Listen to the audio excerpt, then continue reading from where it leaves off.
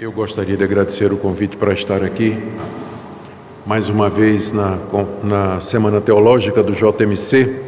Agradeço ao reverendo Ageu o convite para estar aqui e registramos também com alegria a presença do presidente da Jurete, JMC, o reverendo Daniel Fogaça, que está aqui conosco.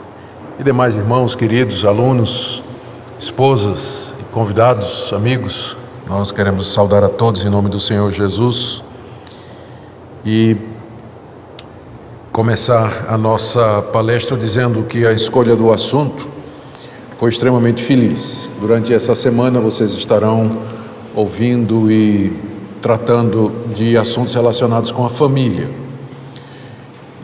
Assunto que eu digo é da mais alta importância, considerando tudo que a família, ou todo tipo de ataque que a família vem sofrendo na nossa sociedade ocidental pós-moderna. Esses ataques vêm de uma série de frentes diferentes e primeiro ou eles atingem a sociedade em geral e respingam na igreja. Houve um tempo que as estatísticas sobre o divórcio mostravam uma diferença significativa entre o número de divórcios entre os evangélicos e os não evangélicos. Os evangélicos tendiam a se divorciar menos. Números recentes mostram que essa diferença diminuiu significativamente. Os evangélicos se divorciam praticamente quase na mesma quantidade, ainda um pouco menos, mas em porcentagem muito parecida com de outros grupos religiosos, como católicos ou agnósticos ou, enfim, espíritas. Então, isso já é por si só um alerta para nós a respeito quanto à situação em que a família se encontra.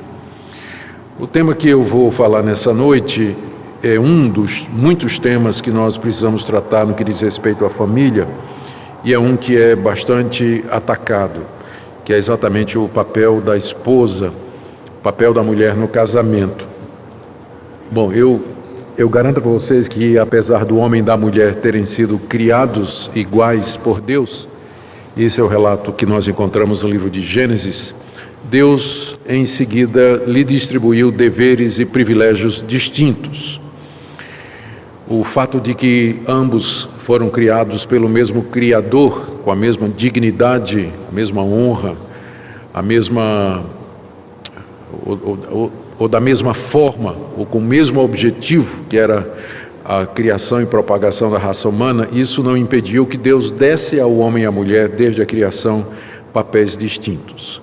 Por isso, conhecer e assumir esses papéis e privilégios e deveres, tanto do marido quanto da esposa, segundo Deus os nomeou, é um princípio de fundamental importância para o sucesso do casamento.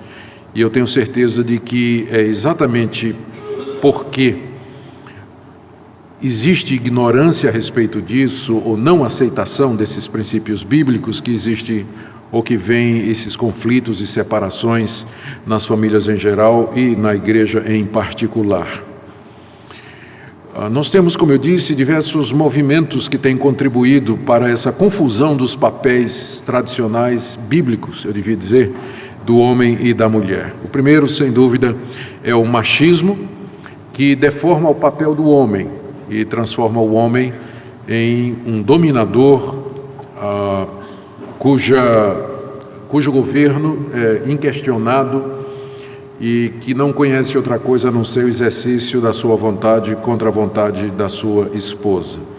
Por outro lado, o feminismo também deforma o papel da mulher e dá à mulher uma perspectiva ou um lugar bem distinto daquele que a palavra de Deus lhe atribui.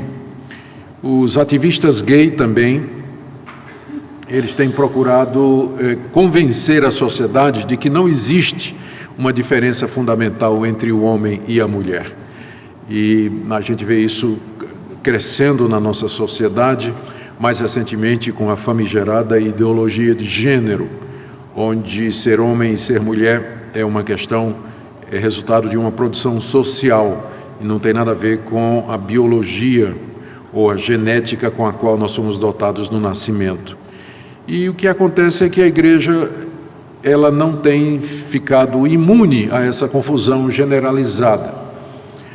Ainda hoje, quando eu tenho a oportunidade de falar a respeito do papel do esposo, do marido e o papel da esposa em igrejas Brasil afora, sempre eu encontro perguntas por parte de gente casada, que já está na igreja há bastante tempo, que são mais, às vezes a gente sabe pelo tom que não é bem uma pergunta, é mais um desafio, né? A respeito desse papel da mulher como submissa e do homem como cabeça e como orientador. Então, esses conceitos que diminuíram o papel do homem e, no certo sentido, expandiram o papel da mulher, provocando determinados conflitos, isso está dentro da igreja. Tem influenciado as mulheres da igreja, tem influenciado os homens da igreja e assim por diante. Isso ficou claro para mim, é uma ilustração boba, mas talvez não tenha nada a ver com o assunto. Eu estava num acampamento de jovens, 2 semanas atrás, e de repente, literalmente, durante a palestra, uma barata, né, apareceu, não sei de onde, e ela começou a cruzar aquele espaço entre as cadeiras onde estavam os jovens e onde eu estava, né? Suspense, e eu perguntei, não tem nenhum homem aí que venha matar a barata? Adivinha quem levantou e esmagou a barata na hora? A presidente da mocidade, né? Então, na hora ela se levantou e esmagou, e alguns homens, oh, que horror, né? Ali. Então, então está nesse ponto, né? Que as mulheres estão matando barata, e os homens olhando assim, meio que à distância, né? O que está acontecendo? Bom, como eu disse, era uma ilustração boba, que eu não sei se tem a ver com o assunto. Mas é apenas para mostrar que a igreja não tem ficado imune a essas diferenças, ou a essa influência da cultura relativista ocidental em que nós vivemos, sobre a família e sobre o papel que o homem e a mulher desempenham. Então, eu queria, nessa oportunidade, tratar do papel da esposa. É o que me foi pedido. Poderia igualmente ter falado a respeito do papel do marido. O fato de que eu vou falar só sobre o papel da esposa não quer dizer que eu acredito que é só o lado que precisa de correção e de ajuda. Eu creio que se esse lado aqui, que é a submissão da mulher, precisa ser compreendido, estudado e modificado na sua forma de compreensão, é porque provavelmente o lado do marido amar a esposa muito mais carece de ajuda e de reparo, né? Então, não me entendam mal, eu vou falar da submissão da mulher, mas poderia e igualmente falar a respeito do papel do marido como cabeça e como aquele que deve amar a sua esposa como Cristo amou a igreja. O texto que eu gostaria de usar para você nessa noite é esse que está aí, bastante conhecido, Efésios capítulo 5. Na verdade, ele começa no verso 18, orientação do apóstolo Paulo dizendo para a igreja de Éfeso: não vos embriagueis com vinho no qual há dissolução, mas enchei-vos do Espírito, falando entre vós com salmos, entoando e louvando de coração ao Senhor com hinos e cânticos espirituais, dando sempre graças por tudo a nosso Deus e Pai, em nome do Senhor Jesus Cristo, sujeitando-vos uns aos outros no temor de Cristo.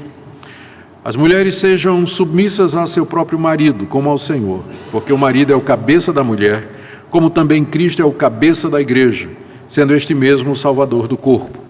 Como, porém, a igreja está sujeita a Cristo, assim também as mulheres sejam em tudo submissas ao seu marido. E aí ele continua: maridos, amai vossa mulher, como também Cristo amou a igreja, e a si mesmo se entregou por ela, para que a santificasse, tendo-a purificado por meio da lavagem de água pela palavra, para apresentar a si mesmo a igreja gloriosa, sem mácula, nem ruga, nem coisa semelhante, porém santa e sem defeito, e assim por diante. A primeira observação que eu queria fazer com relação a esse texto aqui é com respeito a esse verbo aqui, que aparece no verso 21 e que faz parte dos verbos, dos particípios que, num certo sentido, qualificam essa orientação de Paulo aqui. Aqui é um imperativo, a língua grega e também traduzido corretamente em português, enchei-vos. É uma ordem do apóstolo Paulo. E esse enchei-vos é qualificado pelos particípios que vêm em seguida: falando, entoando, louvando, dando graças, está seguindo aí? Dando graças e sujeitando-vos. Essa orientação aí do final do verso 21, sujeitando-vos uns aos outros no temor de Cristo, faz parte das qualificações que Paulo traz no texto, a ordem que ele nos dá de nos enchermos do Espírito Santo. É como se depois dele ter dito, enchei-vos do Espírito, alguém perguntasse, como? E ele responde, falando, louvando, entoando, dando graças e sujeitando-vos uns aos outros no temor de Cristo. Então essa sujeição mútua que nós encontramos aí no final do verso 21, faz parte ou está ligado ao imperativo no verso 18, enchei-vos do Espírito, e o qualifica juntamente com aqueles demais particípios. Ou seja, se eu desejo ser cheio do Espírito Santo, eu tenho que participar desse falar entre nós, desse entoar, desse cantar, desse dar graças e também da sujeição uns aos outros no temor de Cristo. Não é difícil entender o que é que Paulo quer dizer aqui com esse verso, sujeitando-vos uns aos outros no temor de Cristo. Essa orientação, ela aparece em vários outros lugares do Novo Testamento e faz parte da regra bíblica para nós, de que nós devemos reconhecer a autoridade do nosso irmão, ou pelo menos o papel que ele exerce, a função que ele exerce, e no temor de Cristo acatar. No temor de Cristo, respeitá-lo e viver nessa relação de humildade de uns para com os outros. Você vai encontrar textos similares a esse no final da carta aos Romanos, na carta aos Colossenses, na primeira de Pedro. Então, muitos textos que falam que os cristãos devem se submeter um ao outro, acatar um ao outro, respeitar um ao outro, reconhecer o trabalho de outro, considerar os outros como maiores do que si mesmos. É nesse contexto que vem o verso 22, que infelizmente na sua Bíblia, na minha aí não aparece o subtítulo, na sua Bíblia deve estar preenchido com um subtítulo, talvez do tipo assim, deveres do homem e da mulher, ou papel da família, dependendo da versão que você usa, deve ter um subtítulo aí separando o verso 21 do verso 22.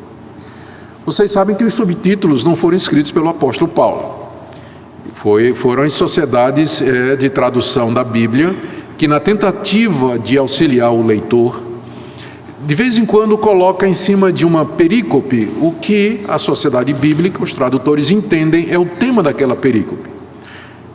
Os tradutores da nossa Bíblia, Almeida atualizada, e de quase todas em português, eles entenderam que a partir do verso 22, que começa aí com as mulheres sejam submissas, Paulo estava mudando de assunto. Depois de ter falado sobre a plenitude do Espírito Santo, ele agora começa a falar de outra área da vida cristã, que é a vida familiar. E aí então eles separaram o verso 21 do verso 22 por meio de um subtítulo. E o leitor perdeu o fluxo do pensamento de Paulo, porque no verso 22, Paulo não está começando um novo assunto. Ele está explicando o sujeitai-vos uns aos outros. Tanto é que no original grego, essa expressão, sejam submissas, não aparece. Não tem. No grego diz literalmente, verso 21, sujeitando-vos uns aos outros no temor de Cristo, vírgula, as mulheres, vírgula, ao seu próprio marido. Mas como eles separaram o verso 21 do verso 22, o verso 22 ficou isolado e sem verbo. Portanto, eles puxaram o verbo do verso anterior. E aí deu, as mulheres sejam submissas ao seu próprio marido, como se Paulo estivesse dizendo uma coisa nova, começando um assunto novo. Então, na verdade, o que está acontecendo é que no verso 22, Paulo começa uma exposição do que ele quis dizer com sujeitando-vos uns aos outros. E ele faz isso referindo-se aos papéis que os cristãos ocupam no casamento, na família e na sociedade. Assim nós podemos dizer que a submissão da mulher, as mulheres sejam submissas ao seu próprio marido, é uma orientação que está baseada na orientação geral de que nós devemos nos sujeitar uns aos outros. Ou seja, a mulher se sujeita ao seu marido porque ela reconhece o papel do marido e porque ela, sendo crente, ela tem esse dever de se sujeitar, como todos os demais têm. E se nós formos na mesma linha, no mesmo raciocínio, esse mandamento aqui, maridos, amai vossa mulher, é a maneira pela qual o homem, enquanto marido, cumpre o mandamento da sujeição mútua. Como é que o marido se sujeita à sua esposa? Amando-a como Cristo amou a igreja. Então, longe de ser um mandamento isolado, tipo assim, marido tem que amar a sua esposa, como se isso fosse uma coisa estanque, mas esse dever do marido amar a sua esposa faz parte do mandamento geral de que os cristãos devem se submeter mutuamente. A mulher faz isso se sujeitando ao seu marido, porque reconhece a autoridade dele, a posição dele, e o marido se sujeita à sua esposa, cumprindo o seu papel de provedor, de cabeça, sustentador e amando-a incondicionalmente. E aí, se você continuar nesse raciocínio, nós vamos chegar no capítulo 6, onde nós temos, que ainda está na sequência, filhos, obedecei a vossos pais no Senhor. Como é que o cristão, enquanto filho, cumpre o dever da submissão mútua com relação aos seus pais? Está aí, obedecendo aos seus pais no Senhor, reconhecendo que Deus os colocou na sua vida como autoridade e que ele deve reconhecer isso e deve respeitá-los no Senhor. E de que forma os pais se sujeitam aos filhos, por assim dizer? Está aí, pais, não provoqueis vossos filhos à ira, mas criai-os na disciplina e na admoestação do Senhor. Isso também faz parte daquela orientação geral de que os irmãos devem viver em mútua submissão. Os servos, nós, enquanto seres sociais e que precisam trabalhar, quem está na posição de servo, ele cumpre esse mandamento obedecendo ao seu Senhor, e quem está na posição de Senhor, ele faz isso procedendo para com os que estão sob sua autoridade de modo digno, de igual modo, não é? Diz aí, sabendo que o Senhor, tanto deles como o vosso, está nos céus e que para com ele não há acepção de pessoa. A importância do que eu estou dizendo, ou seja, ligar esse verso 21 ao verso 22, a importância reside nisso, que a submissão que é requerida na Bíblia da mulher, ela não deve ser vista como um mandamento isolado do dever cristão geral da submissão mútua. Isso vai dar aquele alívio tão desejado e querido pelas mulheres, que às vezes olham para essa passagem como se fosse uma passagem injusta, né? Pensando assim, mas é injusto que só eu tenho que ser submisso. Mas quem disse que só você? Seu marido também. Só que a parte dele, ele mostra essa submissão a você como irmã em Cristo, amando você como Cristo amou a igreja. E os filhos demonstram isso respeitando os seus pais, os pais demonstram isso criando os filhos na disciplina do Senhor, e na sociedade igualmente cada um cumprindo o seu papel. Quando nós nos lembramos disso, então o conceito de submissão talvez ganhe conotações mais justas e mais completas, não é? O marido tem que lembrar que ele também tem o seu papel dentro do contexto da submissão. Feita essa primeira observação, vamos examinar o texto um pouco mais de perto. Mesmo que o contexto nos mostre que a submissão da esposa ao seu marido, longe de ser um mandamento totalitário, ele faz parte do dever geral da submissão que compete à igreja como um todo, ainda assim, muitos ataques têm sido feitos à ideia de submissão como aparece aí no texto grego. Algumas pessoas acham que a tradução não está certa, não é? Mas na verdade a tradução está corretíssima. O verbo que aparece tanto no verso 21, como nós já vimos aí, o sujeitando-vos uns aos outros, é o mesmo verbo que aparece aqui por cópia dos tradutores e que está implícito no grego. Não aparece no grego, mas está implícito. Na sentença que não tem o verbo pressupõe-se, se a relação dessas sentenças é uma relação que pode ser provada, então o verbo é suprido pelo contexto. E o verbo do contexto é o verbo submeter-se. E esse verbo, ele não tem nenhuma dificuldade na tradução. É o verbo grego hipotasso, que significa estar debaixo da ordem de alguém. Tasso é o verbo que significa ordenar, nomear, colocar em ordem alguma coisa. E hipo é a preposição que significa estar debaixo. Então, hipotasso, submeter-se. A tradução, inclusive, em português é muito boa, não é? Porque traz essa ideia do grego, é você se colocar debaixo da voz de alguém. Então, traduções como do tipo subordinar-se, submeter-se, sujeitar-se, estão plenamente corretas. O problema não é a tradução, porque algumas pessoas acham que isso não é possível que o grego esteja dizendo isso. Pastor, é mesmo sujeitar-se no grego, né? Tem certeza? Isso não é um problema de tradução? Não, irmã, não é um problema de tradução. É o original mesmo, não é uma daquelas vezes em que os nossos tradutores foram meio inexatos na tradução. Eles, na verdade, traduziram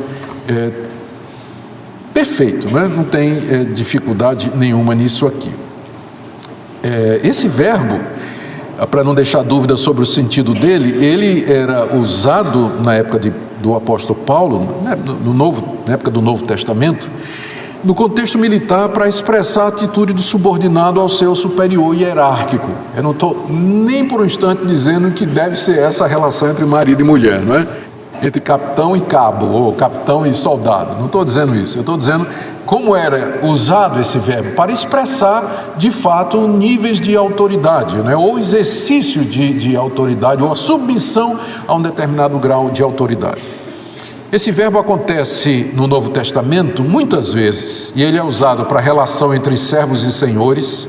Tito capítulo 2, verso 9, 1 de Pedro 2,12, nessas duas passagens está dito que os servos devem submeter-se aos seus senhores. É o mesmo verbo que aparece lá com relação ao papel da esposa ao seu marido, e até entre cidadãos e os seus governos. Em Romanos 13, verso 1, uma passagem muito conhecida, o apóstolo Paulo diz que todos nós devemos estar submissos às autoridades superiores, porque não há autoridade que não venha de Deus. E por isso nós devemos estar submissos. Ele estava falando dos governantes. Então esse é o verbo padrão que é usado no Novo Testamento para descrever essa atitude de estar debaixo da autoridade de alguém. E aí a ideia então de subordinar-se, submeter-se, sujeitar-se. É claro que o fato de que um verbo é usado num contexto, numa determinada conotação, não quer dizer que todas as vezes que ele acontece, ele tem todas aquelas conotações. Isso seria o que Don Carson, naquele excelente livro sobre a exegese e suas falácias, chama de transferência totalitária indevida, que é um erro muito comum de estudantes de grego, né? Quando eles pensam que porque um verbo que significa tal coisa aparece num contexto e ele aparece em outro contexto, que ele quer dizer nesse segundo contexto a mesma coisa que queria dizer no primeiro, ignorando que com frequência o que dá o sentido final de uma palavra é a relação daquela palavra com a frase, é a sintaxe, não é? A relação daquela palavra com as demais palavras, enfim, o contexto imediato e assim por diante. Eu estou dizendo isso porque quando Paulo usa esse verbo para a relação marido e mulher, ele faz isso no contexto daquela orientação geral de plenitude do Espírito em que os cristãos devem submeter-se mutuamente, o que abranda bastante a orientação, não é? E que dá a essa orientação quase que um caráter espiritual, faz parte do ser cristão enquanto mulher casada, olhar para esse papel como sendo um reflexo do que eu sou em Cristo Jesus. Outros ataques têm sido feitos à força ou às implicações dessa passagem. Talvez a mais radical de todas é negar a autoria de Paulo. E vocês conhecem muito bem essa tentativa. Muitos autores modernos de 250, 300 anos para cá, depois do surgimento do método histórico crítico, tem dito que a carta aos Efésios não foi escrita por Paulo, muito menos Colossenses, Filipenses, Para tornar uma longa história curta, as únicas cartas realmente autênticas de Paulo seriam Romanos, 1 e 2 Coríntios, Gálatas e talvez 1 aos Tessalonicenses. As demais teriam sido produções ou de uma comunidade paulina ou de um paulinista no século II. Em particular as cartas pastorais e Efésios e Colossenses, porque nessas cartas você tem uma eclesiologia já mais desenvolvida, aparece o papel do bispo, do presbítero, enfim, diáconos. Então isso reflete um estágio posterior do desenvolvimento da igreja que não poderia ter acontecido no século I. E aí eles empurram Efésios para o século II, dizendo que é resultado de um paulinista e que o paulinista era machista. O Paulo original não era, O Paulo original não era. Lá em 1 Coríntios ele diz que a mulher ora, que a mulher profetiza, diz tudo isso. Mas o Paulo de Efésios já é um Paulo rigoroso com as mulheres, É um Paulo que, de 1 Timóteo, pior ainda, dizendo que a mulher não pode nem falar na igreja, é proibido, mulher ensinar na igreja. Então isso não pode ter sido Paulo. É um paulinista que era um copiador de Paulo, que reflete já um ambiente machista da igreja no século II. Então nós não devemos tomar essa passagem de Efésios capítulo 5 como norma para a igreja, porque foi escrita por um imitador de Paulo, então isso é ótimo, porque toda vez que eu encontrar uma passagem da Bíblia que eu não goste, eu posso sempre usar esse tipo de argumento. Isso aí não pode ter sido Paulo, Isso aqui é o paulinista do século II. E quando chega em Romanos 1, ou em outras passagens onde fala de homossexualismo, por exemplo, eu posso apelar para o mesmo argumento e dizer que o Paulo mesmo, ele não era tão homofóbico, como os cristãos dizem, mas isso é um paulinista homofóbico do século II e por aí vai. Então é um argumento que corta demais, e que pode ser usado de qualquer forma, de qualquer forma. Outro tipo de argumentação que é usada não nega a autoria de Paulo, mas diz que Paulo era condicionado pelo veso cultural da sua época, que Paulo era influenciado pela sociedade patriarcal em que ele viveu, que era o judaísmo da Palestina, e por algumas influências do mundo greco-romano, embora nessas sociedades as mulheres tivessem mais liberdade, uma postura melhor, em uma posição melhor. Mas porque Paulo era predominantemente um judeu da Palestina, então ele foi influenciado pelo patriarcalismo que marcava a sociedade judaica. Então ele não pôde se livrar disso. Quando ele escreve sobre as relações marido e mulher, ele está escrevendo à luz da cultura da sua época. A nossa cultura é outra. Nós estamos numa época em que a mulher é até presidente da república, para o bem ou para o mal. Então, numa sociedade como essa, em que a mulher galga todas as posições de autoridade, é presidente de empresa, ela tem o seu próprio negócio, ela exerce as profissões liberais.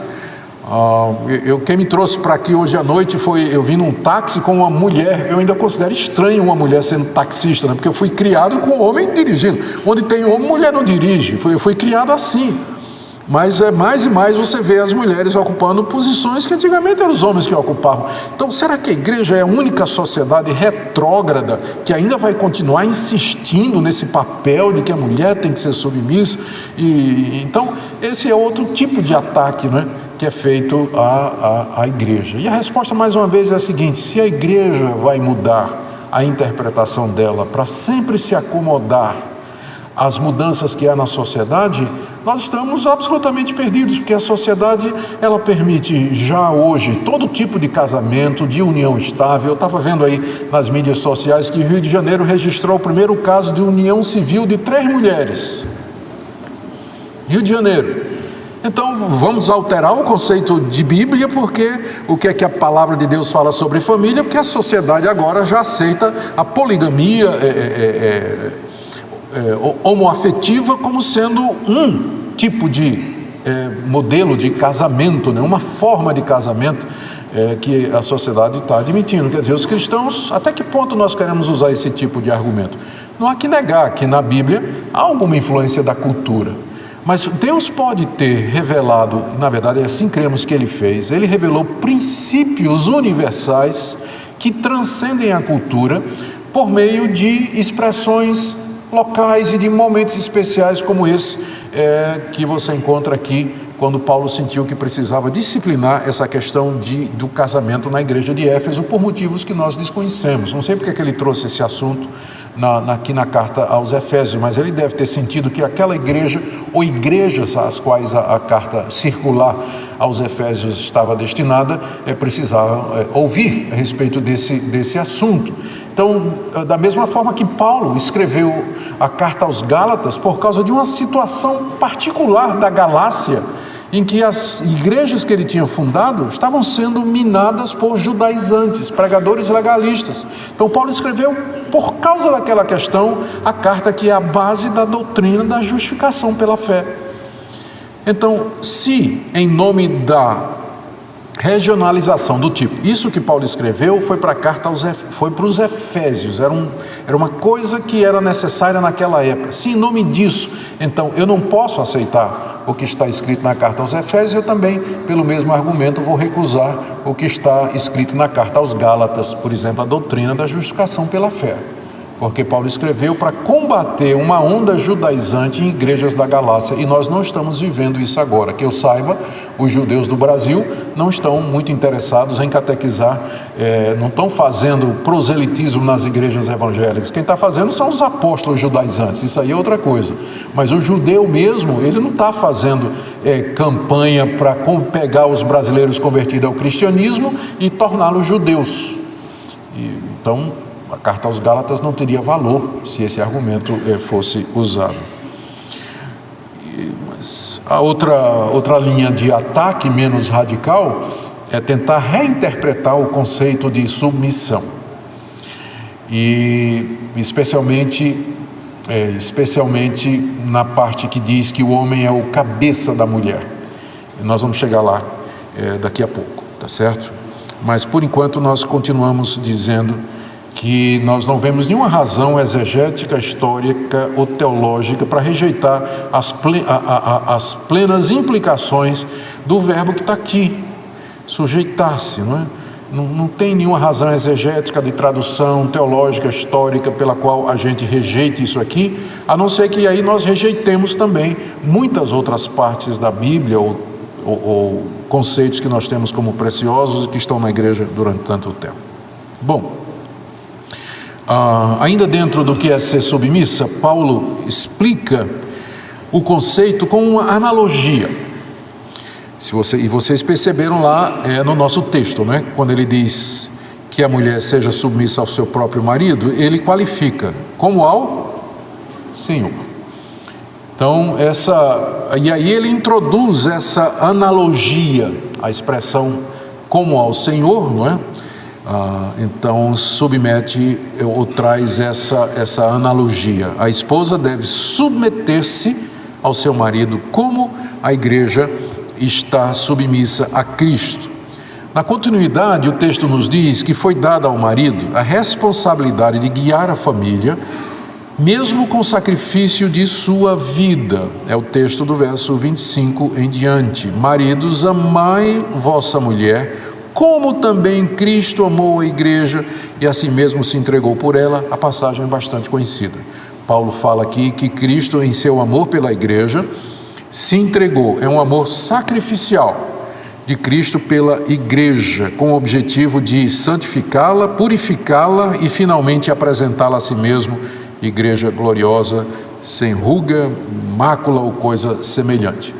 O papel da mulher, então, nesse contexto, considerando o papel que foi dado ao marido, é apoiar, ajudar e sustentar o marido no desempenho da sua missão. O alvo do papel de submissão da esposa, portanto, é muito mais amplo do que simplesmente aceitar resignadamente os valores comportamentais e morais do marido, além das suas decisões arbitrárias de cima para baixo. Não há nada nisso no texto. A analogia que é feita, ela nos fala de uma relação de amor, onde Cristo se entrega pela igreja sacrificialmente. É assim que ele lidera, é assim que ele ama, é assim que ele é o cabeça. E nessa relação amorosa, então, é que a mulher, compreendendo e entendendo o papel do seu esposo, similar ao de Cristo, então voluntariamente se submete a ele. O conceito neotestamentário de submissão a alguém que está em autoridade, aqui é importante dizer, não significa na inferioridade do que se submete e nem na superioridade do que está em autoridade. Isso aqui é importante esclarecer e à luz da explicação que nós já fizemos de como o verbo aparece lá no verso 22. Uma das fontes de rejeição do conceito de submissão é o sentimento que a mulher tem quando ela lê uma passagem como essa, de que ela está sendo considerada inferior. Se ela tem que se submeter ao seu marido, é porque o marido é mais e ela é menos, que o marido é superior e que ela é inferior. E essa de fato é uma emoção e um sentimento que incomodam bastante. Mas a verdade é que, biblicamente falando, especialmente no caso da mulher, o conceito de submissão dela ao seu marido não implica na sua inferioridade, porque, como nós já vimos, essa orientação de submissão é dada no contexto em que o marido também ele tem que se sujeitar. Só que a sujeição dele é feita através do doar-se em amor pela esposa. Então, quando a esposa entende isso, que não é ela só na relação que tem que ceder, não é? Mas o marido também está cumprindo um papel que é definido pelo sujeitai-vos uns aos outros, esse sentimento de que ela está sendo discriminada, né? Ela tem que se sujeitar porque ela é inferior, então isso vai embora. O conceito grego de submissão, de fato, envolvia esse outro conceito, né? Pressupunha a ideia da inferioridade. Eu cito aqui Aristóteles, numa obra dele, eu não peguei aqui essa obra, mas Aristóteles, quando ele está descrevendo os elefantes, e fazendo uma comparação com os homens, ele diz: assim é naturalmente com o macho e a fêmea. O primeiro é superior, o outro inferior. O macho governa, a fêmea é governada. A mesma regra vale para toda a humanidade. Então, Aristóteles comparou os elefantes com os homens, não é? Então, na comparação de Aristóteles, o macho, e de fato o elefante macho, ele é maior, não é? Ele é maior, ele é mais forte, e ele domina a fêmea, que é menor. Ele governa, mas isso é baseado no fato de que ele é maior, ele é mais forte, ele é mais poderoso. E aí ele faz a extrapolação de que na humanidade também é assim. Bem, geralmente, com algumas exceções, o homem é maior, é mais forte, mais musculoso, aparentemente mais resistente, a gente sabe que nem sempre é verdade, do que a mulher. E daí então alguns inferem que ele domina e ela se submete por conta disso, de que ele tem um valor intrínseco nele, porque ele é mais forte, porque ele é mais poderoso, porque ele é o que trabalha, então ele deve governar, e ela, porque é menor, é mais fraca, é mais vulnerável, ela deve se submeter. Mas não é esse o conceito bíblico. O conceito bíblico não está baseado essa diferenciação de atuação não está baseado no mérito do homem ser homem e da mulher ser mulher, porque é homem, porque é mulher. Na verdade, aqui é que nós precisamos entrar com um conceito de complementaridade. Quando a Bíblia estabelece papéis diferentes para o homem e para a mulher, faz isso a partir da criação, em que o homem e a mulher foram criados iguais. Gênesis capítulo 1, verso 26, Deus fez o homem e a mulher à sua imagem e à sua semelhança, e aos dois deu a ordem de dominar sobre toda a criação. E é somente no capítulo 2 de Gênesis, quando se faz o detalhe, ou se detalha de que maneira Deus criou o homem e a mulher, que se percebe que houve uma sequência na criação, o homem sendo criado primeiro e a mulher sendo criada em seguida. E que ao fazer isso, então Deus já estava revelando que ambos tinham, ou que os dois tinham papéis distintos, que Paulo vai explorar mais tarde, em pelo menos três passagens em que ele se refere ao papel do homem e da mulher, apelando para o relato da criação. Então não é por nada em nós, mas simplesmente com base no propósito de Deus que foi revelado desde a criação. O conceito bíblico, como eu disse, é bastante diferente. Homem e mulher são iguais, embora desempenhem papéis diferentes. A submissão requerida da esposa, portanto, nunca deve ser vista como subserviente, cega e absoluta. Não é servitude e nem é escravidão.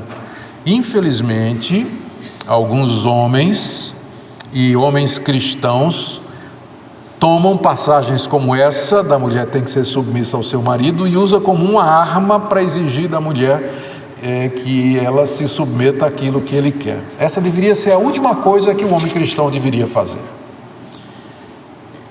Deveria ser a última coisa que ele deveria fazer. Em vez de pegar o capítulo 5, verso 22, mulher, você tem que ser submissa, né? Ele devia pegar o que diz o verso 28 e dizer, puxa, eu tenho que amar a minha mulher como Cristo amou a igreja. Esse é o meu papel. E é isso que eu vou fazer. É muito fácil ser submisso a quem nos ama. E é mais fácil ainda amar quem nos é submisso. E aí um completa o outro. E aí as coisas vão bem quando cada um cumpre o seu papel, conforme Deus revelou. E nesse caso, ambos estão fazendo o que está escrito no verso 21, sujeitai-vos uns aos outros, no temor de Cristo. Só um detalhezinho aqui, não é? Alguém pode perguntar, mas por que não há um mandamento para a mulher amar o marido? Por que só está dizendo, por que Paulo diz que ela tem que ser submissa, mas não diz nada para ela amar o marido? Só diz para o marido, né? Amar a mulher. Essa pergunta não é justa, né? Até porque quando Paulo vai dizer qual é o papel da mulher, ele usou 3 versículos. Mas quando ele vai descrever o papel do homem, ele usou 9. Então a pergunta não é justa, né? A pergunta não é justa. Porque na verdade, na ordem sede submissa, já está implícito que a mulher deve amar o seu marido.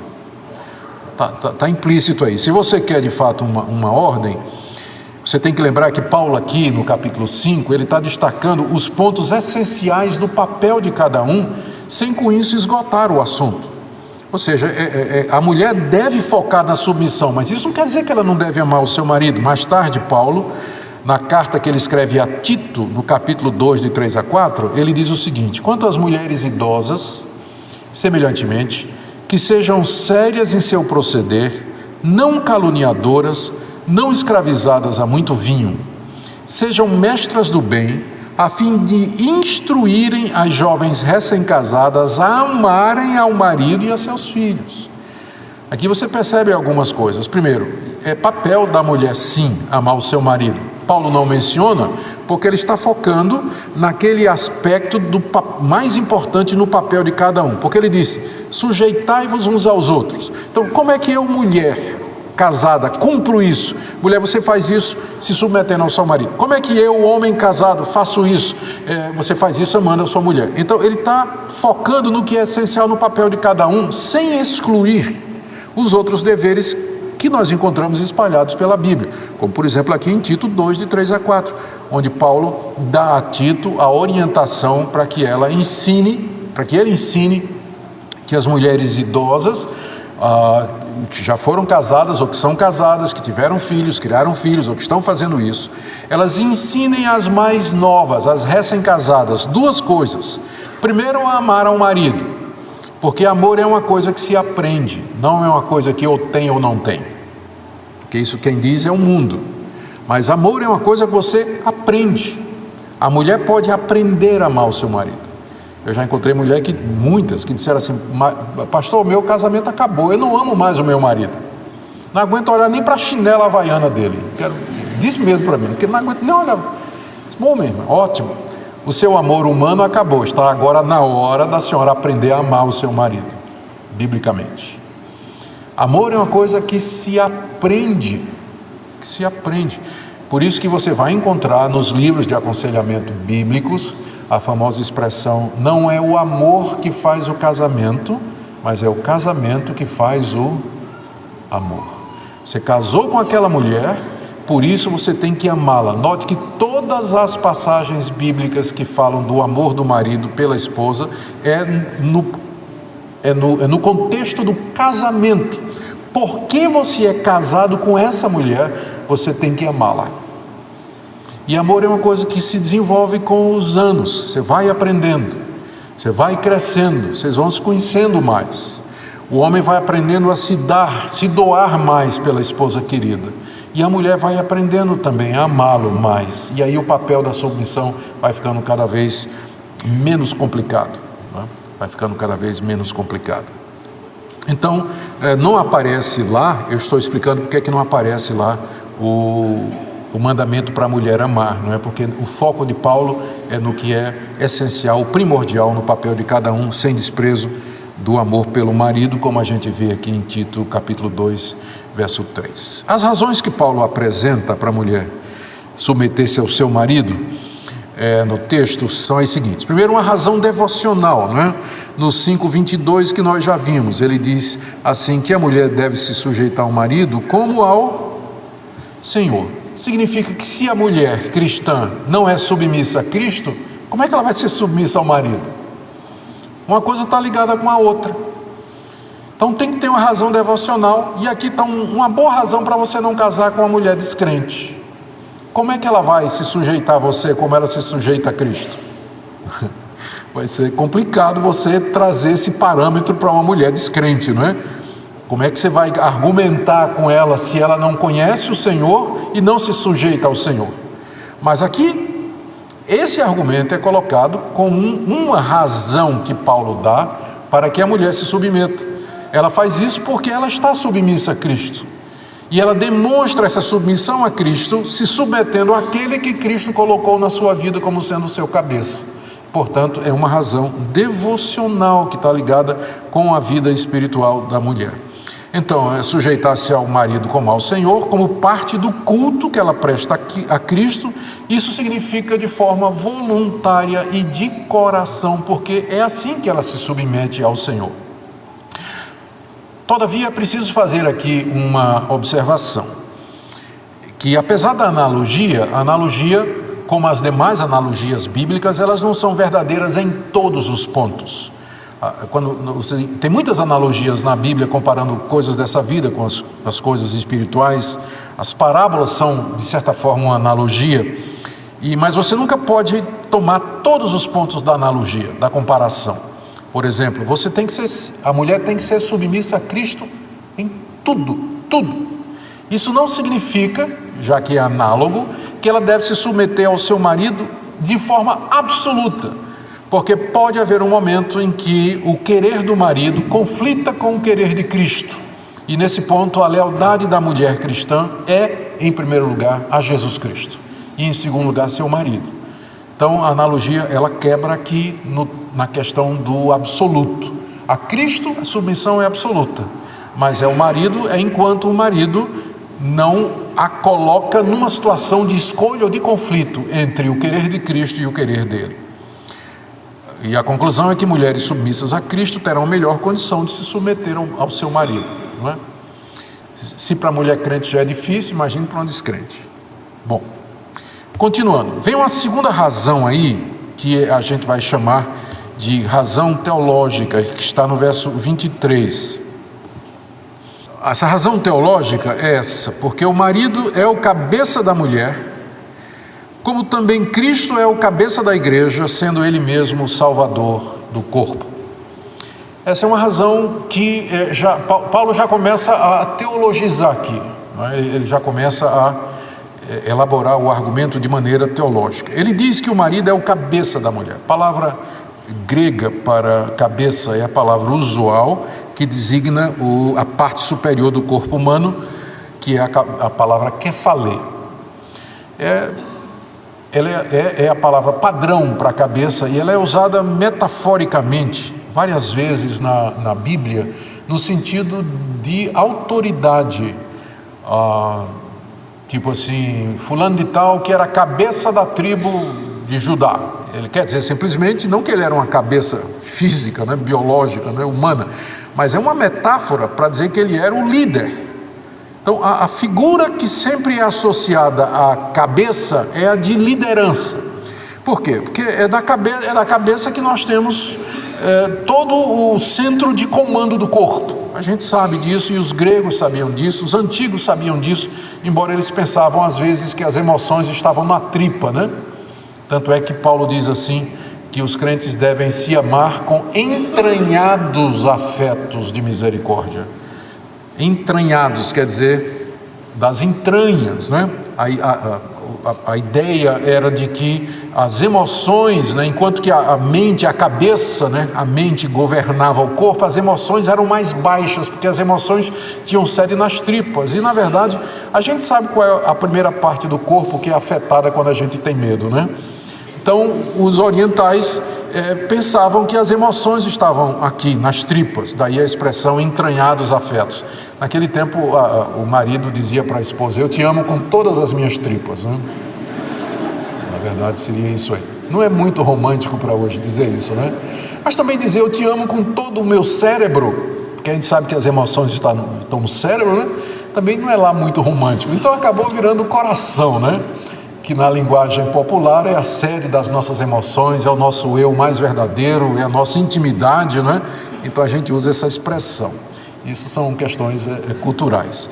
Mas a ideia da cabeça no Novo Testamento, bem como no Antigo, é a ideia de autoridade. Mas surgiu, tem uma linha dentro dos evangélicos chamados de igualitaristas, que dizem que a palavra cabeça, na verdade, significa origem.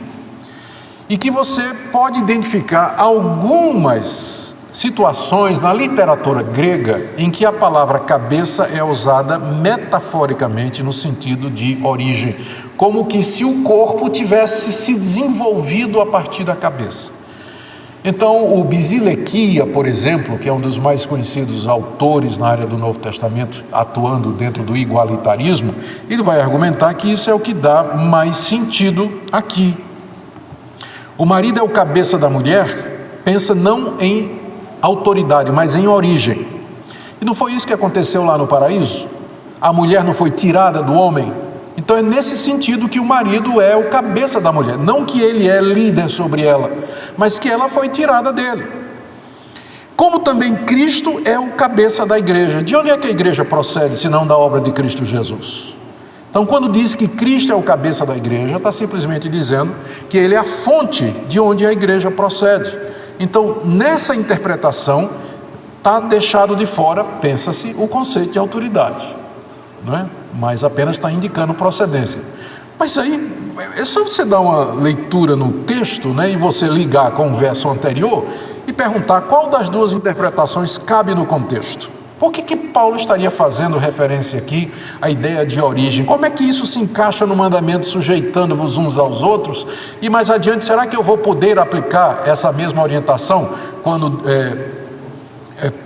quando o mesmo verbo ou como a mesma ideia aparece com relação aos governantes ou aparece com relação à relação dos pais para com os filhos e assim por diante?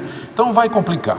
No contexto, e sempre o contexto é uma boa resposta para essas interpretações alternativas, no contexto fica evidente que Paulo está usando o termo cabeça metaforicamente para autoridade e não com o conceito de origem. Mas vá lá, vamos pensar que a ideia seja de origem.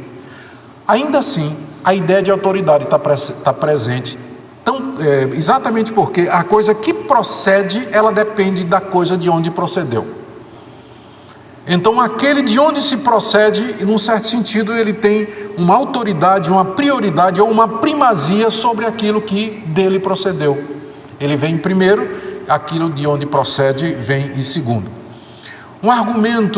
Outro argumento que o Basileia vai usar aqui é que ele vai atacar o nosso argumento, a nossa analogia, que é baseada lá em 1 Coríntios 11:3, o apóstolo Paulo diz assim, usa a mesma expressão, olha: quero, entretanto, que saibais ser Cristo o cabeça de todo homem, e o homem o cabeça da mulher, e Deus o cabeça de Cristo.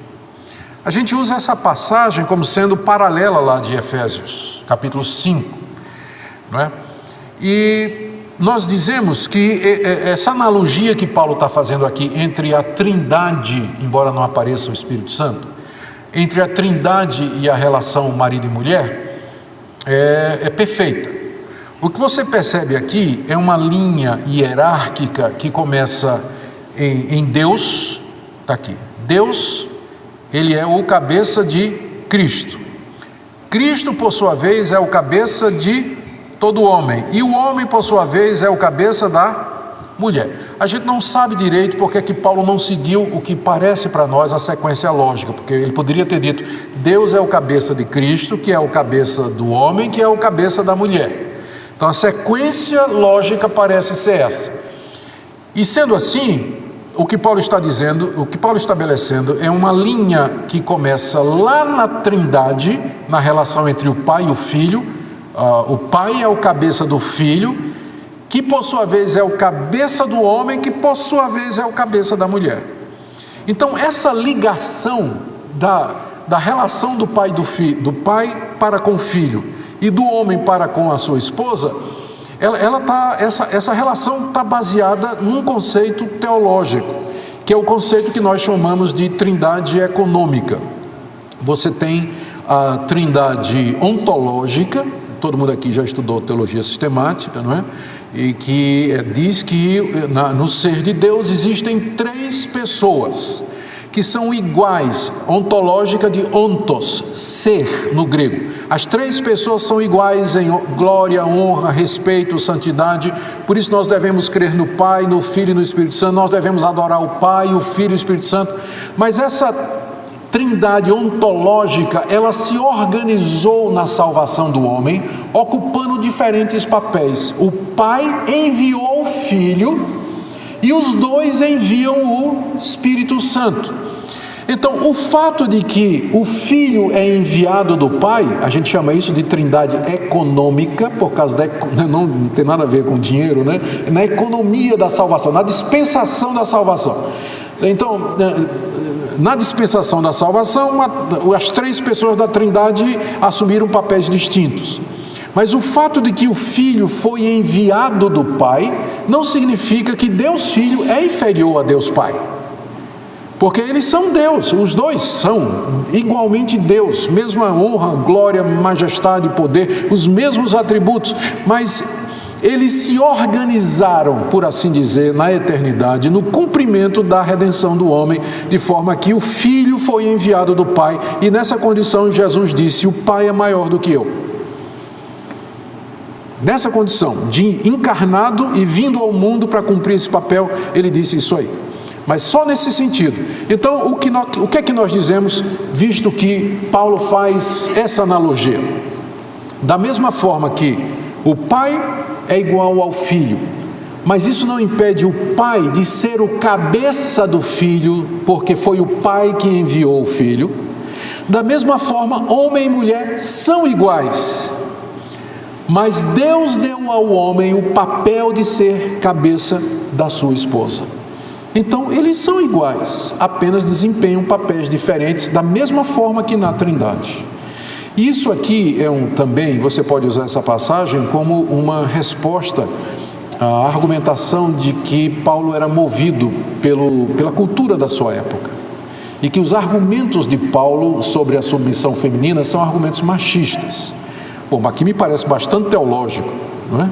Essa argumentação do pai ser cabeça do filho, cabeça do homem e da mulher, me parece bastante teológico, a ponto de, eu acho que eu estou seguro dizendo que enquanto houver trindade, esse argumento vale. Vale na China, vale no Brasil, vale no século I, vale no século XXI. Porque esse argumento é um argumento que é baseado no ser de Deus e na disposição que as 3 pessoas assumiram, no caso 2, pai e filho, na salvação do homem. Você vê que Paulo estabelece esse paradigma, né? E aí o Bisilequia, ele vai dizer que esse paralelo cria uma heresia que ele chama de subordinacionismo, e aí já entra em outras heresias que o Bisilequia também profere. Eu estou citando apenas como curiosidade para vocês saberem, vocês sabem como estudantes de teologia, que essa afirmação que a gente faz, essa leitura que a gente faz no sentido simples, né, normal da Escritura, ela sempre tem quem queira contradizer. Está aí a razão teológica, tá? E eu vou caminhar já para o final.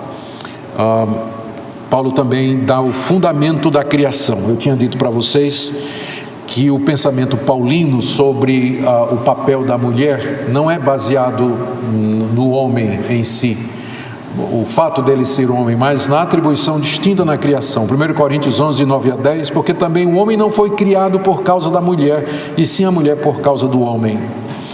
Porque o homem não foi feito da mulher, e sim a mulher do homem. E 1 Timóteo 2, de 12 a 13, não permite que a mulher ensine nem exerça autoridade de homem, esteja, porém, em silêncio, porque primeiro foi formado Adão e depois Eva. Paulo está proibindo a mulher de exercer aquela autoridade que pertence ao homem. Aqui é a autoridade eclesiástica, não tem a ver com casamento, mas o princípio que eu quero mostrar aqui é que Paulo, quando argumenta, ele sempre argumenta com base na Bíblia, na teologia e na criação. E não só na criação, mas também na queda, né? Em Gênesis 3,16, a mulher disse, multiplicarei sobremodo os sofrimentos da tua gravidez, em meio de dores darás à luz filhos, o teu desejo será para o teu marido e ele te governará. 1 Timóteo 2, 10 a 14, não permite que a mulher ensine nem exerça a autoridade de homem, esteja porém em silêncio, porque primeiro foi formado Adão e depois Eva, argumento baseado na criação. E Adão não foi iludido, mas a mulher, sendo enganada, caiu em transgressão, argumento baseado na queda. O que os que são contra esse conceito da submissão feminina, os igualitaristas, dizem é que só depois da queda é que esse papel de submissão foi determinado à mulher. Porque na criação, Deus os criou iguais, Deus os fez à sua imagem e semelhança, e aos dois deu o papel de governar sobre a terra. Foi depois que a mulher pecou, e com ela o homem, que Deus disse à mulher: o teu desejo será para o teu marido, e ele te dominará. E a partir daí, Deus impôs como castigo, porque ela caiu em desobediência, a submissão ao marido. Portanto, a submissão ao marido seria o castigo da mulher por ter falhado lá no Jardim do Éden e levado o marido, que era o líder dela, a pecar. O castigo de Deus foi que a partir de agora a mulher está debaixo da autoridade humana. E aí vem a implicação. Em Cristo, os efeitos da queda são eliminados. Cristo veio pagar o nosso pecado e nos livrar das consequências do erro cometido no jardim. Por isso, na igreja, em Cristo, não há mais necessidade da mulher estar sujeita ao marido, porque isso é um efeito da queda e do pecado, e que foi removido em Cristo Jesus. Gente, eu estou só explicando a posição, tá? Porque eu estou vendo gente fazendo assim. Eu não concordo com isso, tá? Eu estou só explicando a posição, tá bem? Sim, né? E é quartanista, eu vim daqui, viu, Ageu? Depois eu quero conversar com você. Bom, brincadeira, gente, estou zoando aqui com vocês. Bom, esse argumento de que a submissão é uma coisa da queda e que, portanto, foi removido em Cristo Jesus, ele é muito comum nos meios evangelicais igualitários. Mas o argumento não se sustenta, é evidente, não é? Porque o apóstolo Paulo, nós já vimos aqui, vou voltar aqui um slide apenas para lembrar, né? O apóstolo Paulo claramente apela para a criação como sendo a origem dos papéis distintos. Ele diz: o homem não foi criado por causa da mulher, e sim a mulher por causa do homem, e o homem não foi feito da mulher, e sim a mulher do homem. E lá em 1 Timóteo ele diz: primeiro foi formado Adão e depois Eva. Ou seja, Paulo viu na maneira como Deus criou, primeiro criou o homem, do homem tirou a mulher. Ele já percebe ali a intenção de Deus de atribuir ao homem e à mulher papéis distintos. Então isso é antes da queda. O que a queda fez, isso é verdade, foi agravar isso.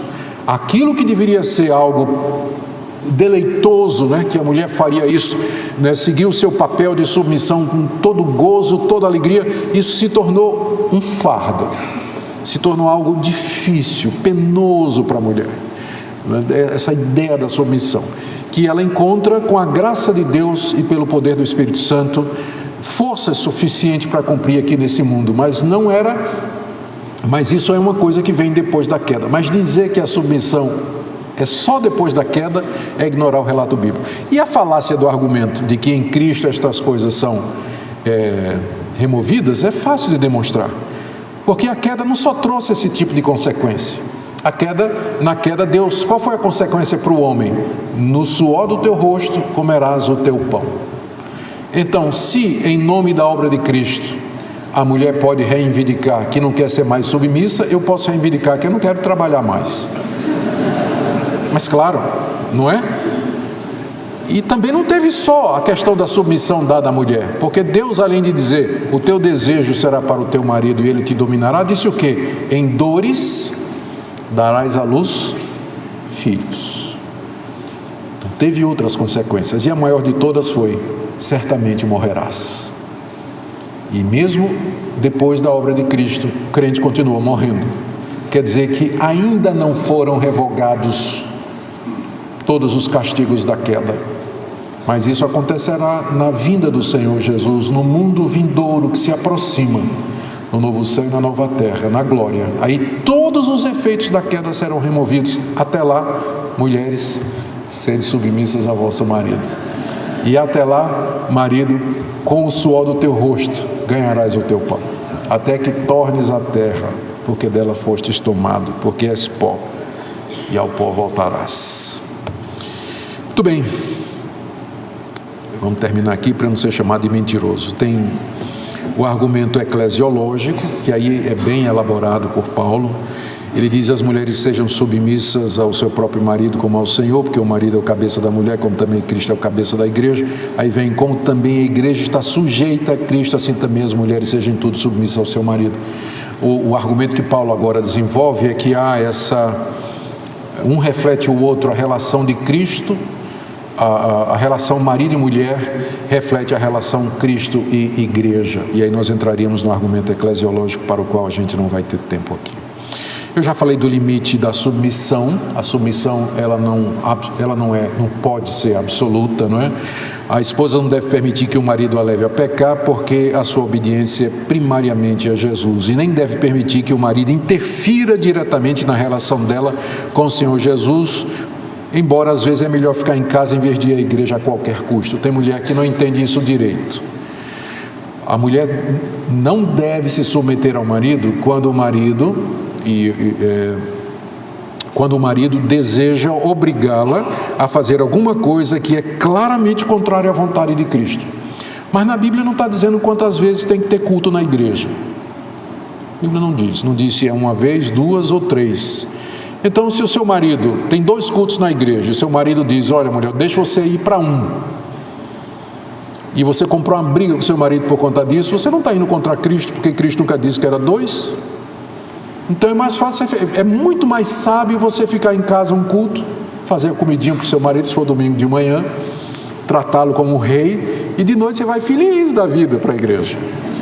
Porque tem mulher que encrenca, diz: não, é isso não, é 2 cultos no domingo, culto de oração na quarta-feira, doutrina na sexta, e você cuida dos meninos quando eu estiver lá. E pensa que está sendo fiel a Jesus Cristo. Não veja assim. Ela tem que ser sábia. A mulher sábia edifica a sua casa. Às vezes a mulher crente arruma encrenca com o marido descrente, ou com o marido crente mesmo, em nome de uma piedade que nada mais é do que legalismo. Ela precisa ver quando o marido está obrigando ela a ir contra Cristo realmente. Ela precisa definir isso com clareza, porque ela tem também responsabilidades como esposa. Então essa submissão ela tem limite, precisa ser analisada. Conclusão. Daqui eu estou vendo muitas esposas, então deixa eu dar aqui, já que eu falei sobre submissão, então sugestões práticas para a esposa que deseja submeter-se ao marido. Primeiro, esteja sujeita a Cristo, porque se você não está sujeita a Cristo, dificilmente você vai se sujeitar a seu marido, não é? Dificilmente. Cristo é um marido maravilhoso a quem você se submete, é o seu Senhor, é uma glória, é uma honra, é doce estar submissa a Cristo. Mas se você não consegue nem se sujeitar a Cristo, então como é que você vai se sujeitar ao seu marido, né? Que não chega nem perto de ser como Jesus Cristo? Como é que vai fazer isso? Então, primeira sugestão: cuide de sua vida espiritual. Cuide da sua vida espiritual, do seu relacionamento com o Senhor. Está aí, verso 2, né? O ponto 2, cultive sua vida devocional. Terceiro, ore pelo seu marido. Isso pode parecer assim uma recomendação meio desnecessária, mas não é não. Tem mulher braba, como a irada, ressentida, já parou de orar, ela contra o marido: Senhor, me livra desse tropeço aqui, né? Então, orar pelo seu marido, mudar o foco da sua oração, orar por ele, não é? Aprenda a amá-lo conforme a Bíblia. Amor é uma coisa que se aprende. Você aprende a amar o marido. E nesse ponto aqui, as mulheres idosas, elas podem lhe dar sabedoria. Idosas crentes que criaram os filhos, tiveram seu casamento abençoado, elas podem lhe dar sugestões práticas do dia a dia em que você pode aprender a amar o seu marido. Permita que ele exerça a autoridade e a liderança do lar. Pode parecer estranho que eu esteja dizendo isso, parece até uma contradição, não é? Mas se você não permitir, ele não vai liderar. Não tem como. O Martin Lloyd-Jones conta uma experiência, eu não sei em que livro dele, acho que foi no comentário de Efésios. Ele conta a experiência quando ele era pastor no país de Gales, antes de vir para Westminster, na Inglaterra, em que ele foi visitar um casal da igreja, ele e a esposa, né? Foram visitar um casal da igreja, novo na igreja, né? E aí quando entraram na casa, logo perceberam a diferença.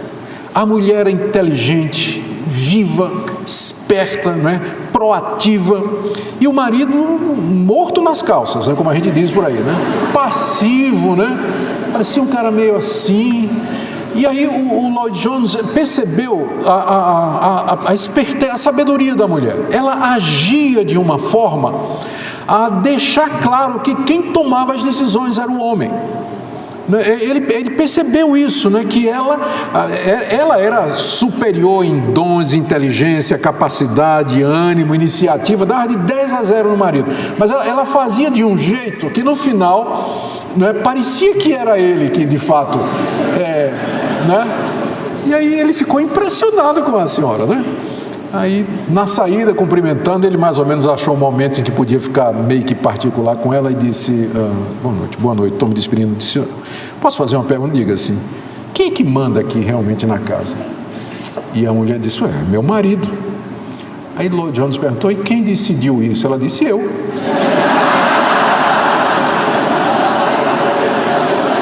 Mas não está certo? Ela está certíssima, absolutamente correta.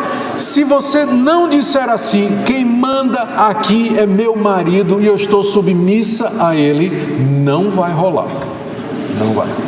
Não vai.